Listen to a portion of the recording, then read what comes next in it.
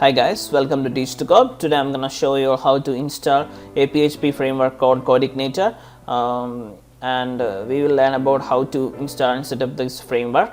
Okay, actually, why we are using framework? It's very easy because framework will ease your workflow, and also it will reduce the code that we are comparing to core PHP. Actually, it's if you are talking about CodeIgniter, is based on MVC architecture, and also it's an open source. And it will increase your development rapidly, and it provides logical structure and reusable interface, and also it's very lightweight. I think it's about only 2 MB in size, and it's needed only very little configuration, and there are many other frameworks which will actually screw up the configuration because it's too tough to configure that one. Okay, if you are taking the case of Laravel, I think it's pretty much very hard to configure that one if you are compared with that CodeIgniter. Okay, and also it gives you reusability and modularity. You don't want to always copy and just paste, because this CodeIgniter will give you the mode of reusability. You can reuse the code whenever you wish, and also it's easy to maintainability, and also it carries an organic code structure, an organized code structure. Okay, it's based on model view control architecture. Actually, why we use MVC? Actually, model means it's a representation of data, rules or functions, anything, or code functions like that. Actually, views for HTML render. If you are using conditions like A4, then it will be carried on or rendered on in the view. And control is acting as an intermediary between view and model. User uses controller, and the control then manipulates the model, and the model updates the view, and we are seeing the view. Okay, that's the main point of using MVC and the function of the MVC. And we are going for now to download the CodeIgniter. We will go to this URL ellipselab.com/CodeIgniter. After that, we will press the green button for downloading the CodeIgniter framework.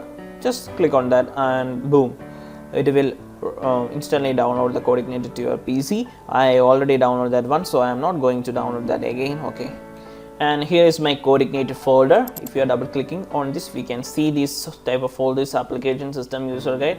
If you are double click on this application, it will open, and you can see our different folders, cache, config, and we have to set up some things before going on to CodeIgniter, because we have to configure the databases. Okay, before that, I will go to my browser and take my PHP my admin from PHP my admin. Okay, I will take my PHP my admin. Before that, start my WAM server.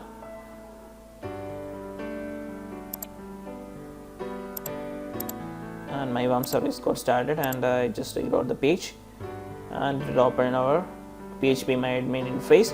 And here I just created a database called book, because this is the first tutorial of a series, and in the last we will conclude by creating a book management system entirely using CodeIgniter framework. Okay, I created a book. If you don't know how to create a database, just go over there, click on localhost, then in databases tab, you can see a create database text box over here, and you can type whatever name you wish, and then click on create, and instantly your database will create.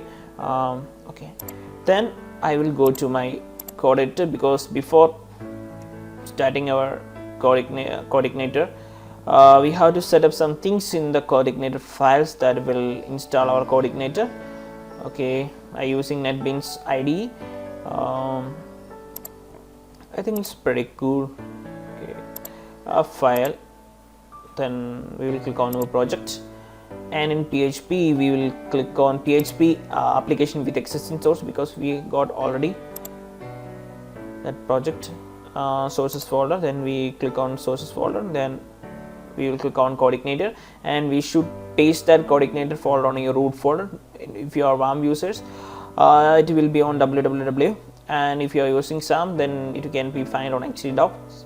Okay, then click on CodeIgniter, then open, and then put NetBeans my directory. Okay, click on next, and click on local login, changing this one to my IP, because I got some problem with my localhost, then I click on, if you are facing any problems with your localhost name, then you can change that to IP. Okay, 127.0.0.1, and then click on finish, and it will create the project and folder structure over here, and it will open the default index page. Before going to that, I will click on the application folder. In application folder, you should go for config folder, and here you can find the database.php. Before that, we have to configure database.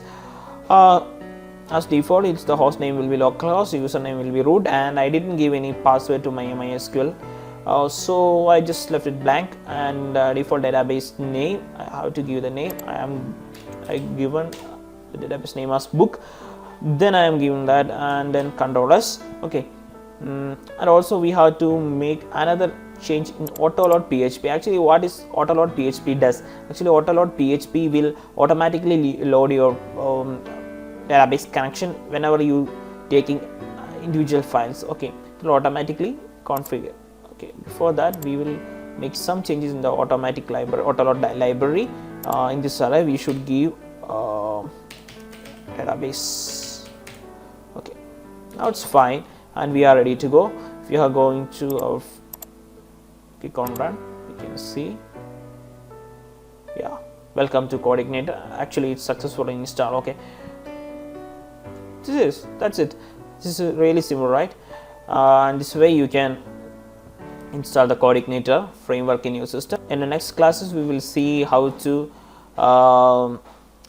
learn more deeply about this CodeIgniter by going each elements. Okay, then finally we will ready to develop anything using this framework. Our target is to build a book management system. Okay, the last class. Okay, thanks for watching this tutorial. We will see in the next class. Okay, thanks, bye.